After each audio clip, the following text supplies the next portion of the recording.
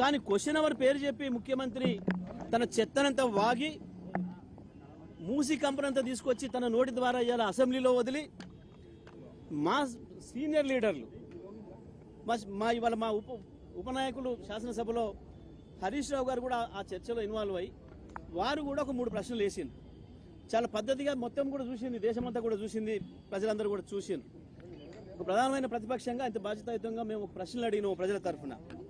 మేము ప్రజల తరఫున ఉంటాం, మేము మిగతా కార్యక్రమాలు మీరు చేసుకోండి, కానీ పేద ప్రజల ఇండ్లు కూలగొడితే మాత్రం మేము వాళ్ళ వెంట ఉంటామని చెప్పి చాలా స్పష్టంగా చెప్పిన మా పాలసీ.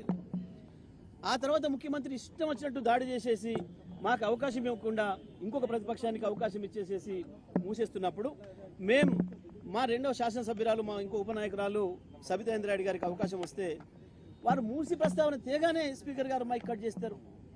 సునీతా లక్ష్మారెడ్డి గారికి అవకాశం ఇచ్చి వారు మాట మొదలుపెట్టే ముందే మళ్ళీ కట్ చేసిండ్రు. మా ఇంకో డిప్యూటీ లీడర్ గారు తలసాని శ్రీనివాస్ యాదవ్ గారు సీనియర్ నాయకులు వారు మాట్లాడి ఇది పద్ధతి కాదు, శాసనసభను ఇట్లా నడిపితే ఎట్లా, మా సభ్యులు ఒక్క మాట కూడా అనలేదు, ముఖ్యమంత్రి గారు వారి ఇష్టం వచ్చిన పద్ధతుల్లో మాట్లాడినరు, ఇది సరైనది కాదు అని చెప్పి వారు మాట్లాడుతుంటే వారు మైక్ కట్ చేసారు.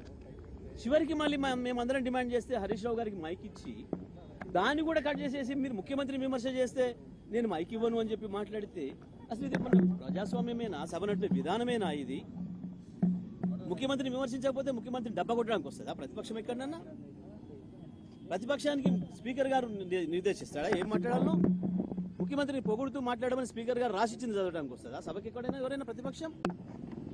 కనీస విలువలు లేకుండా, కనీస సాంప్రదాయాలు తెలియకుండా, సభను నడిపే విధానమే లేకుండా, ఇవాళ ఒక నిబంధనలు అనేవి లేకుండా ఇష్టరాజ్యంగా స్పీకర్ గారు సభను ఏదైతే నడుపుతున్నారో మేము ఆ స్పీకర్ గారి వైఖరికి నిరసనగా ఇవాళ ముఖ్యమంత్రి మాట్లాడిన ఆ ఘోరమైన భాషకు నిరసనగా, ఆయన కంపు భాషకు నిరసనగా మేము ఈరోజు సభను బైకాట్ చేసి రావడం జరిగింది. తప్పకుండా ఈ పద్ధతి ఇలాగే కొనసాగితే సభను ముఖ్యమంత్రి స్పీకర్ గారు ఒకరే నడుపుకోవాల్సి వస్తుంది తప్ప మిగతా వాళ్ళు రారు. ఇది ప్రజాస్వామ్యంలో జరగాల్సిన విధానం కాదు. ఇప్పటివరకు భారతదేశంలో ఏ సభ చరిత్రలో కూడా ఈ రకంగా ఒక స్పీకర్ రూలింగ్ ఇచ్చే పద్ధతి ఉండదు. ముఖ్యమంత్రి గారిని పొగడండి, మీరు ముఖ్యమంత్రి విమర్శిస్తే నేను అవకాశం ఇవ్వమని చెప్పడానికి స్పీకర్ గారికి అటువంటి అవకాశమే లేదు, ఏ నిబంధనలలో కూడా లేదు. కానీ నిబంధనలు ఏమీ లేవు, మా ఇష్టం వచ్చి నడుపుతాం, మేము ఏం చెప్తే కదా ఇక్కడ అనుకుంటే మాత్రం కరెక్ట్ కాదు. స్పీకర్ గారు కూడా నిబంధనలే ఉంటాయి, శాసనసభ నడపడానికి నిబంధనలు ఉంటాయి, తప్పకుండా నిబంధనల ప్రకారమే నడవాలి. సభలో అందరి సభ్యులకు సమాన హక్కులు ఉంటాయి, వాళ్ళ హక్కుల్ని కాపాడాల్సిన బాధ్యత మాత్రమే స్పీకర్ గారికి ఉంటుంది.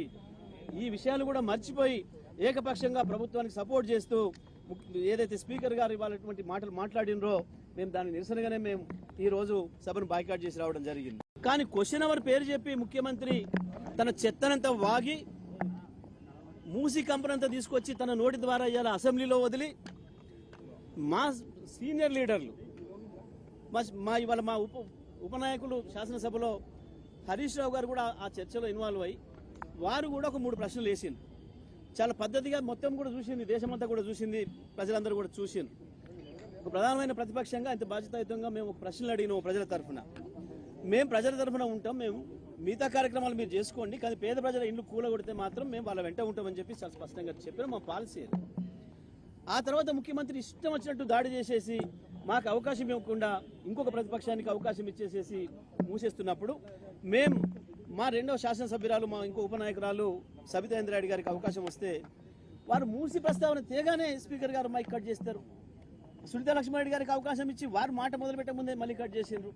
మా ఇంకో డిప్యూటీ లీడర్ గారు తలసాని శ్రీనివాస్ యాదవ్ గారు సీనియర్ నాయకులు వారు మాట్లాడి ఇది పద్ధతి కాదు, శాసనసభను ఇట్లా నడిపితే ఎట్లా, మా సభ్యులు ఒక్క మాట కూడా అనలేదు, ముఖ్యమంత్రి గారు వారి ఇష్టం వచ్చిన పద్ధతుల్లో మాట్లాడినరు, ఇది సరైనది కాదు అని చెప్పి వారు మాట్లాడుతుంటే వారు మైక్ కట్ చేసారు.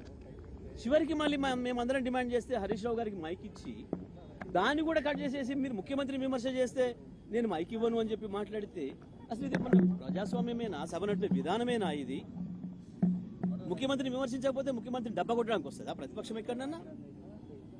ప్రతిపక్షానికి స్పీకర్ గారు నిర్దేశిస్తాడా ఏం మాట్లాడాలో? ముఖ్యమంత్రిని పొగుడుతూ మాట్లాడమని స్పీకర్ గారు రాసిచ్చింది చదవడానికి వస్తుందా సభకి ఎక్కడైనా ఎవరైనా ప్రతిపక్షం?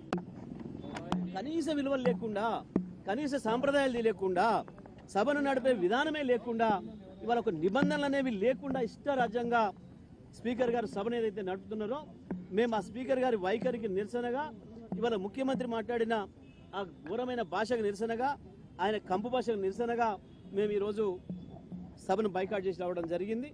తప్పకుండా ఈ పద్ధతి ఇలాగే కొనసాగితే సభను ముఖ్యమంత్రి స్పీకర్ గారు ఒకరే నడుపుకోవాల్సి వస్తుంది తప్ప మిగతా వాళ్ళు రారు.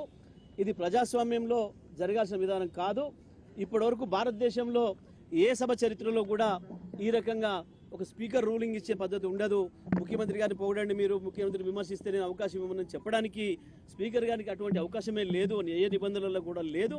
కానీ నిబంధనలు ఏమీ లేవు, మా ఇష్టం వచ్చినట్టు నడుపుతాం, మేము ఏం చెప్తే కదా ఇక్కడ అని అనుకుంటే మాత్రం కరెక్ట్ కాదు. స్పీకర్ గారు కూడా నిబంధనలే ఉంటాయి, శాసనసభ నడపడానికి నిబంధనలు ఉంటాయి, తప్పకుండా నిబంధనల ప్రకారమే నడవాలి.